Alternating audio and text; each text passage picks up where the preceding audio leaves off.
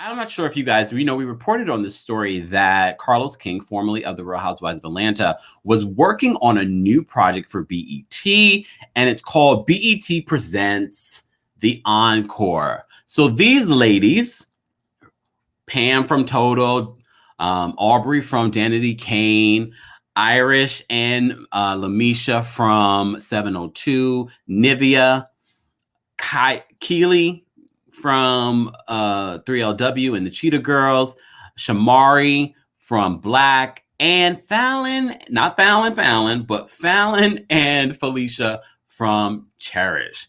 And those two end up being the fire starters. They end up being the fire starters. Look, Carlos King has a hit. I'm just going to start this off and just let you know. This is a show that you all should be watching. BET Presents The Encore is going to be juicy. This very first episode was juicy.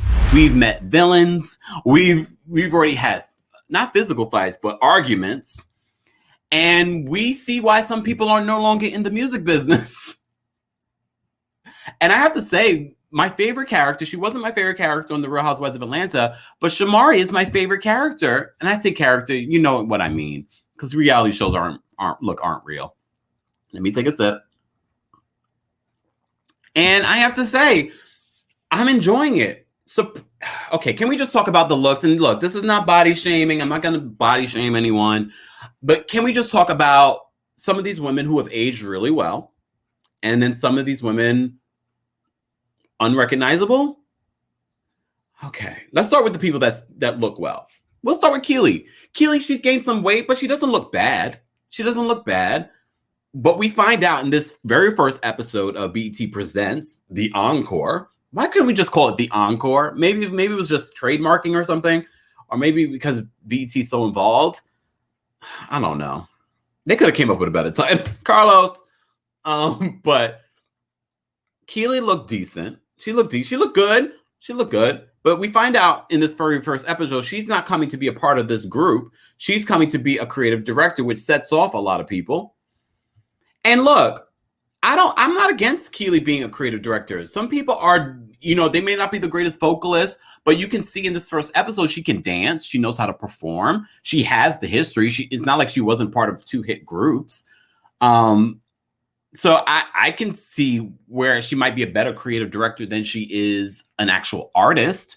People don't really like her. So being an artist wouldn't necessarily work for her. So if she's working behind the scenes, I can see how that would work. But the other ladies are like, what aren't you part of 2 failed groups? Blah, blah, blah, blah. Those Cherish sisters, those Cherish twins, Fallon and Felicia, I mean, they're necessary for the show because they were shady from the very beginning, from the very first 5 minutes, because they saw Pam from Total come in. They were like, oh, are we, like, how old are these people? I thought we were going to skew a little bit younger. And I'm like, damn, these girls are so shady. But I, like a producer in my head, I'm like, this is necessary. This is necessary. And look, we saw in this very first episode who could dance and who can sing. Let's talk about the ladies who can sing. And I'm gonna post up the picture again so you guys can see who we're talking about. If you're just joining us, we're talking about BET Presents The Encore. Wait, before we jump into who can dance and who can sing, they try to bring Cita back and give her a whole nother voice. That's not Cita's voice. That's not Cita's voice. We wanted Cita to come back, and it was really great. Shout out to Carlos King for getting Cita back on BET, but that wasn't Cita's voice. Speaking of avatars, but at least Cita, moves. Look, at least Cita moves. That wasn't her voice, which is crazy to me because I haven't heard Cita's voice in years, but that wasn't Cita's voice. Is this a new woman? Who this woman? Who is this woman? A lot of people wanted Cita to come back to BET. Y'all remember Cita on BET. And let me switch to chat saying that wasn't her voice. Cita was annoying, according to Shantae. I didn't mind Cita. Someone said Cita has grown up. I mean, she looked like she grew up, but she was a cartoon character. Cita's old now. Is that why her voice sounds like that? Is that really the same Cita? Was that really the same Cita? I miss the old Cita's voice. Either way, it was a nice little thing to see. Now let's talk about who can sing and who can't sing. Where should I start? Let me start with the people that can sing. Pam always had that very unique, she's not the greatest vocalist of all time. Pam from Total just had a really great tone. It's very distinct. So she's solid, and she chose the right song to sing in that moment with the vocal coach. Nivea right here in the middle. I've always loved Nivea's voice. Nivea's never been a power vocalist. She just always had this really great flow and great writing. I loved Nivea's Complicated album that didn't get a lot of shine. Keeley, we already knew Keeley wasn't the greatest singer, and we saw that. But why was Keeley singing? If you're going to be the creative director, why are you singing and why are you dancing? Unless you're showing us how it's done or what you're looking for. I didn't get that. If you're saying you're coming in as a creative director, Keeley, this is not going to work. This is not going to work. At least it's not going to work for me. Aubrey just does too much. I think Aubrey is talented, but I think Aubrey does too much. I think Aubrey does way too much. She's definitely a strong vocalist. She's definitely a strong dancer. Aubrey, though, can we just talk about, look, like I said, I'm not shaming anyone, but Aubrey, too much work. She looks like she's gained weight, which is fine, but she doesn't wear things that, and I'm not saying that she can't wear tight-fitting clothing. Look, I'm not saying that at all, but it's just sort of like, it doesn't, whatever she, like those boots. Let's talk about the boots. The boots are meant for like a photo shoot. Those aren't meant to be worn. It just looks sloppy. And I was like, okay, I'm going to look past all that. We're going to look past all that. Aubrey definitely can sing. I just felt like she chose the wrong song. I felt like she pushed too hard. Maybe she was trying to show out. But with that being, let me preface this by saying I used to be an artist. You can actually find TheKempire on your Spotify. So there is music out there from me. I have a musical background. I manage artists. I like to give you guys a little bit of background. There are layers to me, y'all. There are layers to me. With that, look, let me come back because somebody's going to come in. Oh, he's an avatar now. No, I'm here.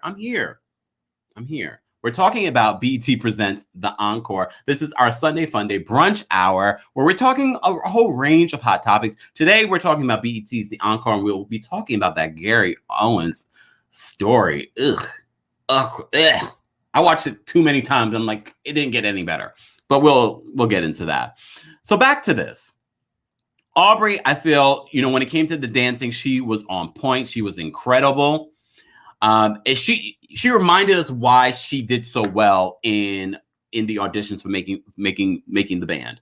I thought she was great, and she's a great reality TV character. She brings a lot in that regard, and in this very first episode, she brings that. And I like when she said to Nivea, she was like, "Oh, you were with Dream? Yeah, we worked with Dream." And then she was like, "How was that?" Really, Aubrey? But we expect that from Aubrey. But Aubrey, even with everything, still has talent. Let's talk about. Look, I'm saving the best for last. Let's talk about the twins, though. Fallon and Felicia, formerly of Cherish. And I know some people are like, I don't remember the group Cherish, but you remember the song. That song, do it, do it, do it, do it. Dun, dun, dun, dun, dun, dun, dun, dun, dun, dun, dun. Yeah. As soon as you hear it, you'll remember it. But apparently they've been working behind the scenes for some years now, and we find out in this first episode. My sister just found out yesterday she's a millionaire. Okay, girl. And even the songs that they mentioned, I'm familiar with, but girl, they act like they got the the Brandy catalog, but also they act like they had the Candy catalog for writing hits. Oh, calm down, girl. Calm down. Okay. But they could sing. Were they the strongest of all the girls? No. So, I mean, with all that mouth, I'm like, I was expecting strong vocals, but it could be the songs that they chose. But I wasn't thoroughly impressed, but solid. The best singer for me out of this group, and when I say best singer, the strongest singer, the most consistent singer, and even in this moment, and we've heard her sing, was Shamari. I'm enjoying Shamari. I'm enjoying her character on this show. I think she's super talented. To me, she should be the lead vocalist of this 9-girl group. I don't know. Carlos, did you really? I know you're trying to make drama. But you really cannot have a nine. First of all, it's hard enough to get 3 girls on the same page. Never mind 9.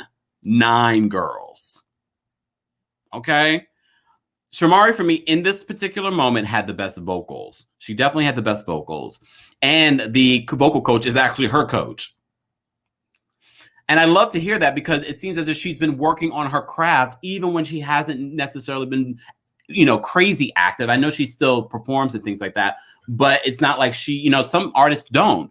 Speaking of artists that don't, LeMisha and Irish of 702. Speaking of 702, and this is not me bragging because sometimes you just get, I think it's important as a journalist. Look, let me show y'all my face. As a journalist, it's important to tell everyone your relationship with a story that you're talking about. 702. I interviewed Mila multiple times. Mila, the lead singer that they talked about in this episode, I've interviewed her multiple times. I've met her multiple times. I've been around her, had conversations where I love Mila. She is a round the way girl. She is such a sweetheart. I didn't like how they were trying to portray her in this group. Apparently, the reason why they broke up was fights between LeMisha and Camila or Mila, and Irish felt in between them, and she felt like that's why her career has ended. But her career the career ended because Mila didn't want to be a part of the group anymore. Mila is the voice of 702. And I always thought maybe LeMisha could sing. LeMisha had some parts, in certain 702 songs from back in the day. But damn, this episode, I felt like, did you ladies come on here to really just put the nail in the coffin of the rest of your career? Just put the nail in the coffin for the rest of your career. LeMisha and Irish's vocals during that vocal coach session, I cringed. I was like, girl, I could sing better than this, and I wasn't in a platinum selling group. I'm just saying. Look, okay. LeMisha and her sister Irish, towards the end, Irish told the story of losing her twin sister. And if you follow the group 702, you know about this story. Her twin sister was a part of 702, but passed away. I believe it was cancer, she said in this episode. And that was a very heartbreaking moment. I like Irish, but LeMisha swear, she's like, you don't know who I am. If I went through all the accolades and you would fall asleep. And she's like, well, not fall asleep. You'd be excited. And look, 702 does have a lot of accolades, but girl, you act like you are the one behind that. And I know what everyone's going to say later. Well, Mila didn't have a hit as a solo artist. Well, look, the music industry is finicky. Look at Coco from SWV. She's the voice of SWV. And look, I know I already see in the comments, save your comments. I mean, you can post your comments regardless. But in the comments, people are going to be like, well, Lily and Taj have great vocals. But let's say who is the voice of the group? Who is the lead vocalist of the group? It wasn't LeMisha and Irish. It wasn't LeMisha and Irish. And in this episode of BET Presents The Encore, we see why. We see exactly why Irish and LeMisha have not had a music career since the group broke up. I do know that they did a little reunion tour for a little bit. I don't know what happened with that. I don't know if they're still, cool. It seems as if maybe not. But those girls can go. Those girls can go. They were first. Okay, let's move to the dancing part. So LeMisha says, to be in a girl group, you can't just have talent. And I cringe. I was like, well, that's a large part of it. And I understand you have to be able to work with other people. But so you don't have the vocals. You don't have the vocals, LeMisha and Irish. You both don't have the vocals. And you don't have the dance skills? Watching LeMisha, move. I'm like, LeMisha's probably around my age. Why is she moving like an old lady? And I'm not saying that you can be a great dancer, but even the way she was just moving, I was like, okay, LeMisha, you gonna have to go. Like those, and this is why they felt so in their feelings when Aubrey was like, why don't we separate everyone into two groups? They were like, because they were starting to feel left out. And I felt for them in that moment. Because it's now they're probably getting triggered by, from back in the day, what producers and record executives probably said about Mila stepping to the forefront. Which I think is interesting because, back in the day, all the colorism that went on in regards to the music industry, the fact that Mila was able to step to the front of these light-skinned girls and be the voice of 702 says just how much talent Mila has. But anyways, I digress. Look, I'm not trying to rip Irish and LeMisha apart, but they can go. They can go. Someone asked in the TikTok chat, what do you think of Pam? Pam is interesting because Pam always seemed to be like the bad girl of Total. And she said she had a rough time, drinking and things like that. And then she turned her life over to God, which is great. But I feel like it's a lot. I feel like it's a lot in this episode. Like, God told me to come and do this. I was like, all right, I believe that. And then she was saying during the session, shout out to Elijah Blake, another person that I've interviewed. Head on over to the Kempire Daily YouTube channel. You can hear my interview with Elijah Blake. An incredible vocalist, but also incredible songwriter. He is a part of this project with Cosign, and they're going to help produce the music for this group. So they meet in this group, and we're like, everyone has a different vision, including Pam. Pam doesn't want to sing anything too sexual. Like, Pam, girl, if that's the situation, then you came to the wrong place.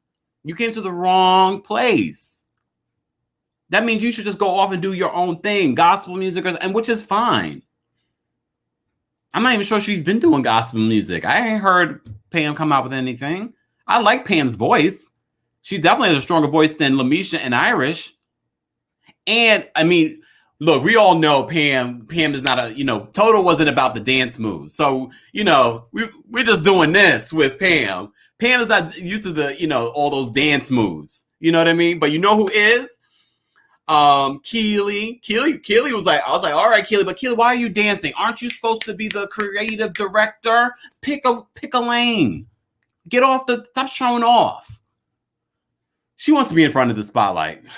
Anyways, our girl Aubrey was showing it. LeMisha and Irish, they were just like 1, 2 step, 1, 2. Look, I'm not the greatest dancer. No, let me take that back. I am a good dancer, but when it comes to doing choreo, no. And following what someone's doing, I'm like, oh no, I can't. So, but she was in a girl group. They did choreo. I know it's probably been a long time, but they just did a tour a couple of years ago. So, all right. If you're just joining us, we have almost 500 people in the chat. Like this video if you haven't liked it already. It's a great and easy way of supporting the channel. Apparently, LeMisha or Irish just disliked the video. Which is all right. It's all right. We're recapping BET Presents The Encore. I think it's a hit, y'all. From the first episode, I'm hooked.